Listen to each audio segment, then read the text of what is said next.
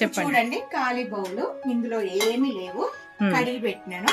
ఇప్పుడు ఇది దీంట్లో క్యారెట్ కట్ చేసుకుని వేసేస్తున్నా.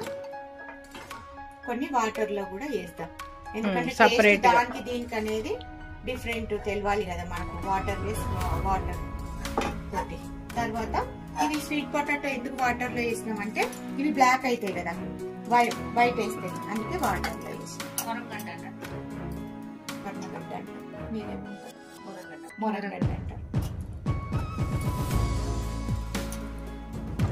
ఇప్పుడు ఇందులో బీట్రూట్ కూడా కలర్ స్ప్రెడ్ అవుతుందా లేదా అనేది పెడుతున్నాను. కొన్ని ఎక్కువనే పెడుతున్నాను రా, ఎందుకంటే తిన్నారు కదా, కొన్ని ఎక్కువనే పెడుతున్నాను.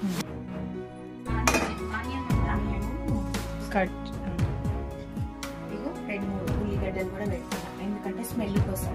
ఒకటి లవంగం ఉన్నారా, లవంగం పొడి స్టవ్ వెలిగించాను. ఇట్ సైడ్ ఇది పెడతాం, సిమ్లో పెట్టాం. సిమ్లోనే పెట్టేసాము, అది అయిపోయింది. ఇది నాన్ పోరస్ మెటల్ కదా, ఇది హైగ్రేడ్ స్టెయిన్లెస్ స్టీల్ అండి. సర్జికల్ స్టీల్ ఐడియా ఉందా? మన బోన్ ఫ్రాక్చర్ అయితే రాడేస్తారు కదా, ఆ స్టీల్. ఇప్పుడు అదా కాదా, ఇది నాన్ పోరస్ మెటల్ కాదా అనేది ఇప్పుడు చూస్తాం.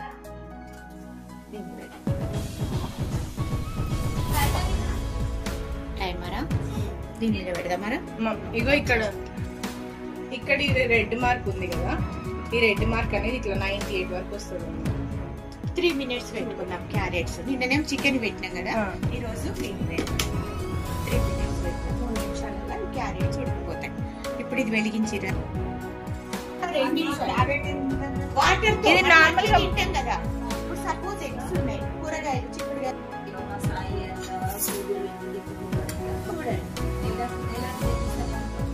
కలర్ వేరే వాటి కంటలే.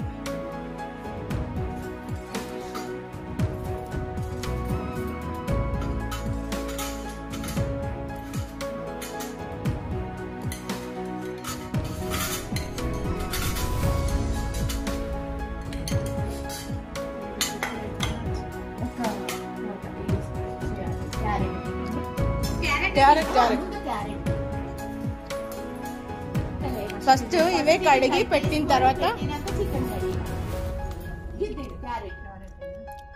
ఫస్ట్ క్యారెటే.